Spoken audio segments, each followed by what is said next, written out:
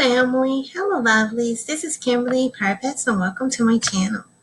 Today, I wanted to do an interesting video. I want to do something sort of different.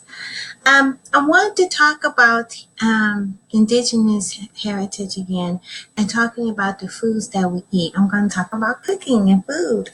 One way to celebrate our Indigenous ancestry is through the pretty much eating some of the foods that our ancestors used to eat as indigenous aborigines here in the Americas. But I found this interesting website about quinoa because I was cooking today. I got a chance to cook and some quinoa, and I found out that quinoa is a good replacement for rice. You know, if you are diabetic or pre-diabetic and have issues with eating too much starch, quinoa is another food that you can eat as an alternative. And it's good, and it tastes good. When I tried it, it tastes like a cross between rice and oatmeal. You know, it has, the texture of oatmeal, sort of. And so if you like rice, brown rice, and you like oatmeal, then you might like this particular type of food. But I want to go over the history and origins of quinoa because I found it quite fascinating. I'm also going to do a quick video clip about me cooking the food, and you'll be in my kitchen with me. But anyway, it says here Quinoa History. The origins of quinoa dates back to 3,000 to 4,000 years ago when it was first used for consumption in the Andean regions of Bolivia, Peru, and Colombia, which is in South America, you guys. And then it says here, let me move me out the way. This grain-like seed serves as a staple of food in the Incan diet. So this is Incan. This comes from the Incan Indians. It's the leading Incas to call to this mother grain. And then it says the Incan emperor will break ground with a golden implement as the first planting of the season to show respect for what the plant provided them. It's a few typos on here, you guys. I spotted a few, but we're going to continue. And it says here, during the European conquest of South America, the Spanish colonists scorned quinoa as food for Indians. And see, this happened during colonization, you guys. And it says it's going as far as actively suppressing and forbidding its cultivation. See, this is how they were destroying the indigenous people's culture and way of living.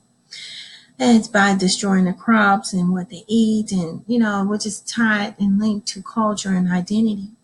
Then it says here, luckily for us, the Spanish were not successful, and the quinoa is flourishing once again, finding its way here in the United States and onto our plates today. Yes, it is, and that's what I'm doing today.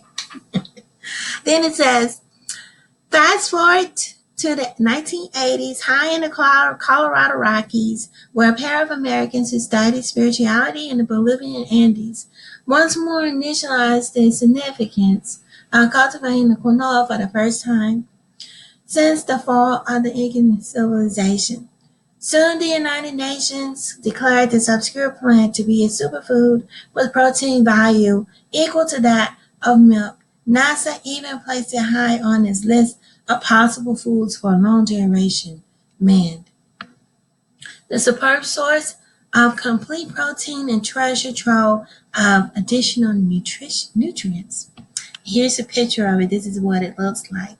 When you cook it, it sort of opens up into a spiral, little spirals, and it, like I said again, it's like a cross between rice and oatmeal in a way. It's like similar, like a combination blend of how it tastes, the texture. That's the best way I can describe it. And it looks like this, and you can also get them in red, and I believe you can get them in brown. And sometimes they have them all mixed in together, and you can buy it. I got mine from Whole Foods. And you can get it from a farmer's market as well. And some grocery stores sell some. I believe Kroger sells them here in Georgia, where I'm at in Metro Atlanta. They sell them as well, because more and more grocery stores are offering, um, more organic foods option for people so you can have more choices and more variety to choose from. But then it says here, quinoa indeed is the food of the gods, and that one that may well prove an enormous boon to mankind in these times. Um, the population and diminishing food, with growing population and diminishing food resources, you also find that quinoa will make a delicious and healthy addition to any meal. So this is the website, you guys. I'm gonna put a link to it because I thought this is great information and background. And like I said, quinoa is definitely a way of celebrating and tapping into your indigenous roots as indigenous people. And we need to do that. It's nice to, we're doing it every day now, of course, with soul food here in America's that they label it soul food, but a lot of these foods that we do research are actually grown here in the Americas, and that we should be eating them and celebrating and understanding the origins and behind them. And some of these foods we use for healing and also staying healthy, and we need to tap more back into it, which a lot of us are doing. And it's fun finding more research and finding out more about who we are, and you know, and getting this opportunity to tap more and more into our culture and into our actual identity. But it says here, quinoa, they got the more facts about quinoa, has the history and what is quinoa, goes into more detail. Then right here, it goes into more recipes, and then places where you can buy the quinoa, where it's available, and I just went over that pretty much. And then it has philanthropy, some of the things they're doing probably with the farmers in South America. I didn't get a chance to read that page, but that's what I'm thinking it might be about. But it could be about other things. But you all can check it out. It has a blog and about us. I'm not sure if it's a company. They might be one of the companies that actually grow the quinoas and sells it and distributes it. But I'm gonna put a link to this page because I thought this was excellent. Great information, more resources. There's a few typos in there.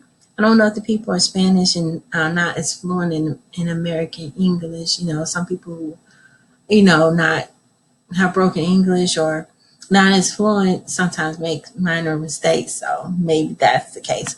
Or someone just might have just didn't use Grammarly or Grammar Check. That could be it as well.